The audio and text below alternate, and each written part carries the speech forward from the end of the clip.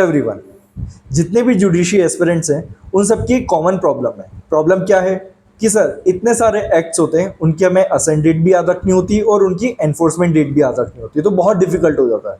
और अगर अभी हम आरजेस की बात करें तो आरजेस में आपके 30+ एक्ट्स हैं, तो सारे एक्ट्स को मिला के आपको एटलीस्ट 60 डेट्स तो याद रखनी होगी, क्योंकि हर एक्ट की आपको असेंट डेट याद रखनी है और एनफोर्समेंट डेट याद रखनी होती होगी, टोटल 60 डेट्स।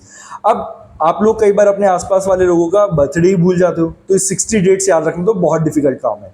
तो देखिए, इस काम को आसान बनाने का एक ही तरीका है। वो तरीका क्या है कि आप एक ब्लैंक पेपर पे एक टेबल बनाइए। उस टेबल में होंगे 3 कॉलम।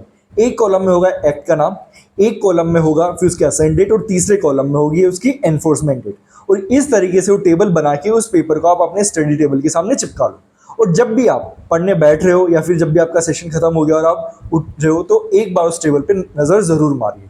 तो इस तरीके से जब आप बार बार उस टेबल को देखोगे, देखो इस चीज़ को अगर आप प्रेशर डालोगे अपने ऊपर याद करने का तो कभी याद नहीं हो पाएगा, कंफ्यूज हो जाओगे। लेकिन जब आप ऐसे रिपीट करोगे तो अभी भी आरजेस होने में एटलीस्ट 20 डेज का टाइम है। तो 20 डेज में अगर आप 20 टाइम्स इसको इस तरीके से रिपीट करोगे, देन ट्रस्ट मी, आपको ये डेट्स ज़रूर याद होगी। और ये जो तरीका है, ये वेल ट्राइड एंड टेस्टेड वे है, इससे सभी को डेट्स ज़रूर याद होती है। तो आप भी ये तरीका अपनाइए और हमें ज़रूर बताइए, क्या आपको इस तरीके से डेट्स याद होने में किसी भी तरह की कोई आसानी हुई है या अभी भी आपको डेट्स याद नहीं हो पा रही है।